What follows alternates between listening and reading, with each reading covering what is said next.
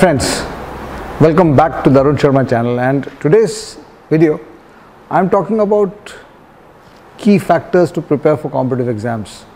I know a lot of you are going for competitive exams of various kinds, whether it is CAT, banks, SSC, UPSC. I mean, you look at the time you pass out of your graduation, or even the time when you pass out of your 12th, you have to face the big bad world of competitive exams.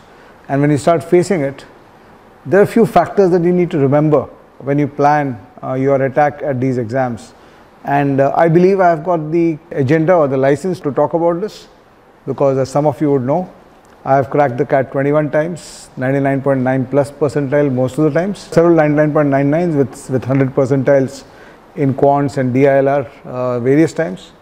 And not just cracked it myself, but also written books for those exams.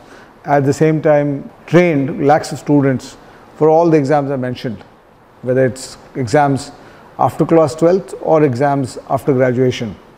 And in this video, I wanted to talk to you about 5 major things that you need to keep in mind when you're preparing for a competitive exam of any kind. And the first of it should be obvious to you, but a lot of people forget this.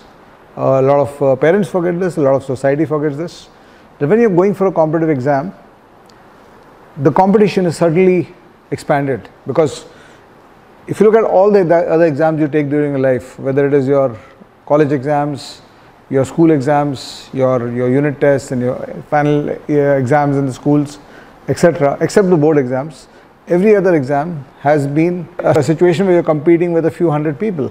So if you are doing let's say a BCom in a college from a university, you would be competing in a batch of 200 people at max who are doing BCom from the same place.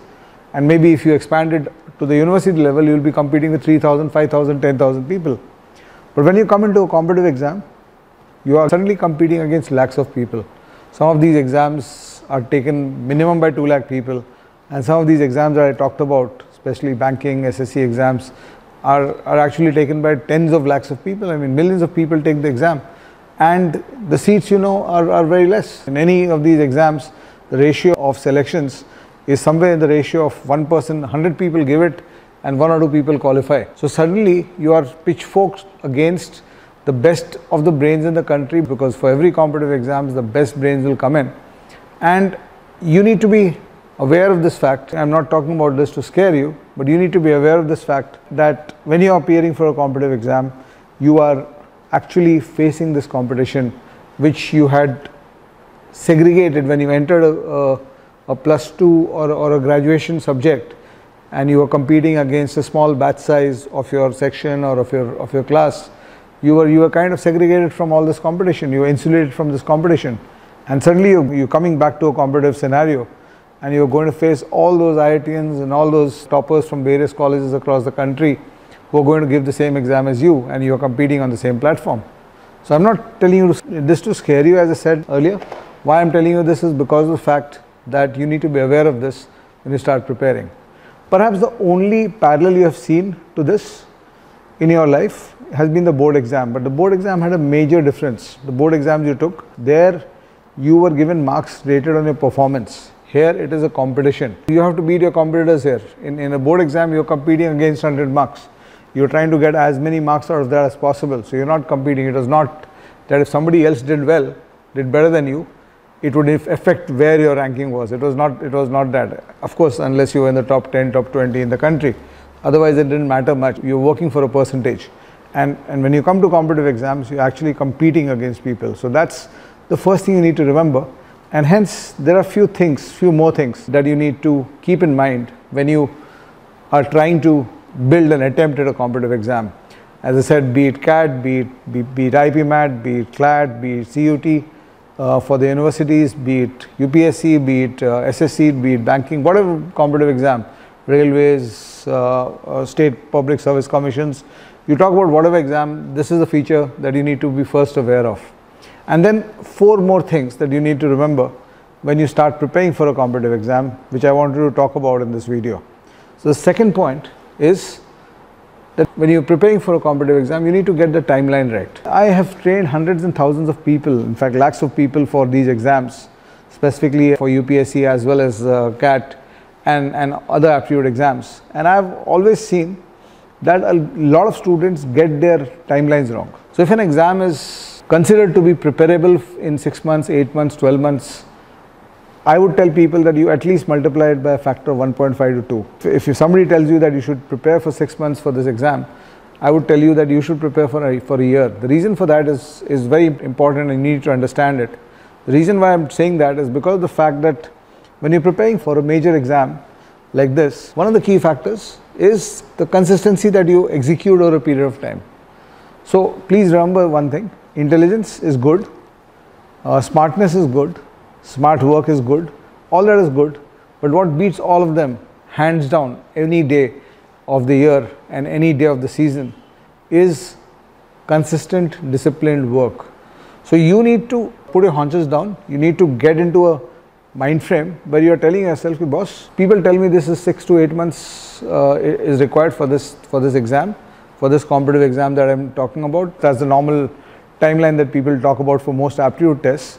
If you talk about the UPSC exam, the civil service exam, people will tell you 1.5 to 2 years. So I'm ready to be consistent for 1.5 to 2 times the timeline. So if my exam requires 8 months, I'm going to execute consistency for 16 months.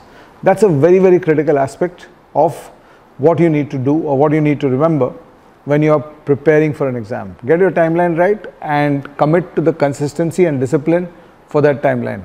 That's point number 2. An extension of point number 2 is that when you are doing this timeline, when you are executing this timeline, one of the reasons why I tell you to double the timeline is because of the fact that for all these competitive exams, you have to have a timeline before the exams. Let's say you've got an exam in December. So 4 months before December, you got an exam in June. 4 months before June, your preparation should be over. Your basic preparation should be over. Your portion coverage at least 2-3 times should be done by that time, because the last 3 to 4 months for any of these exams is about test writing.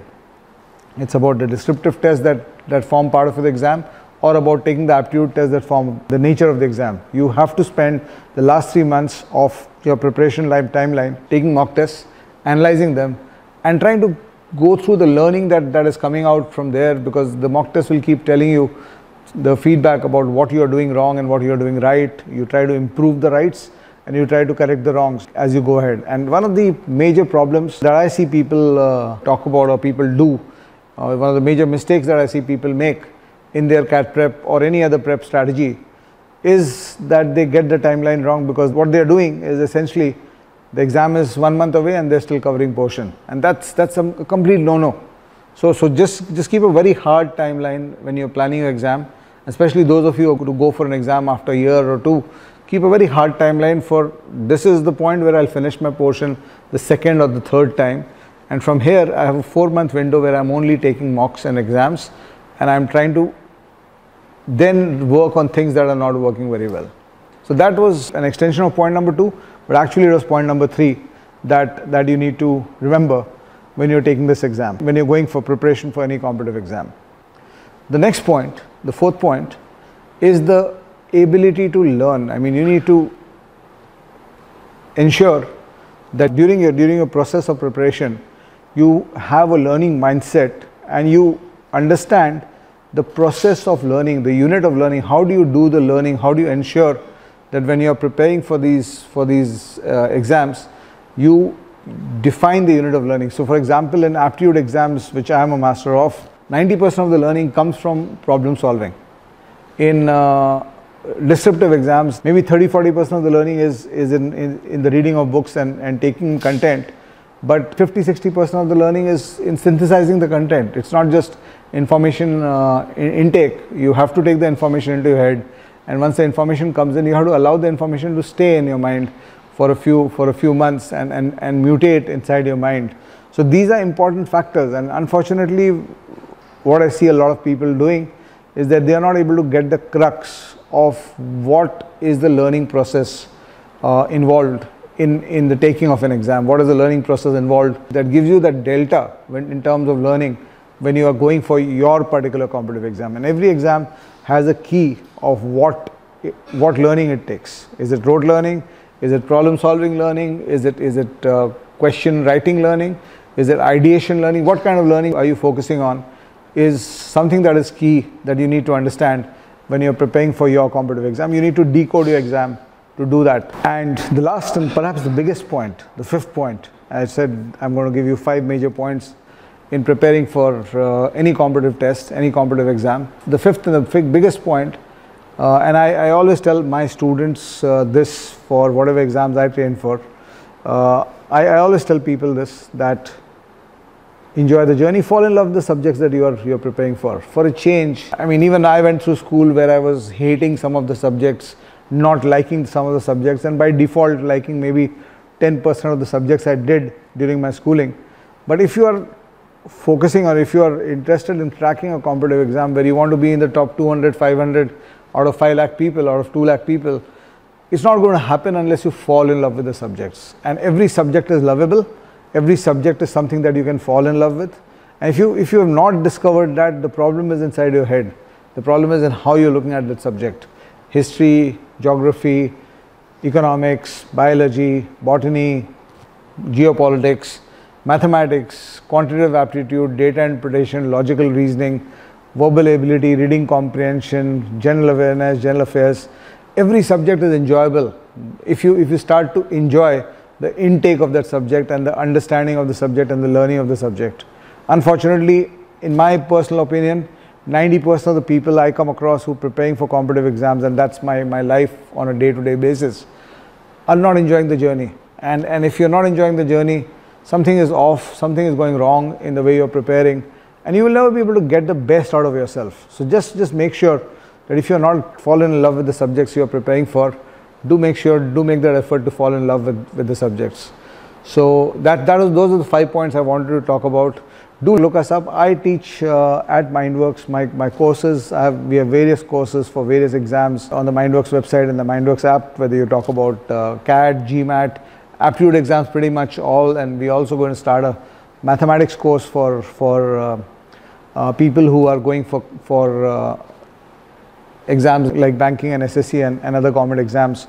So those courses are available. I also do some courses for CSAT, which is the UPSC aptitude exam. And we are always there to help you find yourself, either through our courses or through the YouTube channel. If you want the content for free, we'll be coming up for a lot of content. But if you're looking at a course, you can definitely look up our websites and our apps. Thank you so much. And you're with me, Arun Sharma. Please stay tuned, and I'll be back very soon with a new video for you. Bye-bye.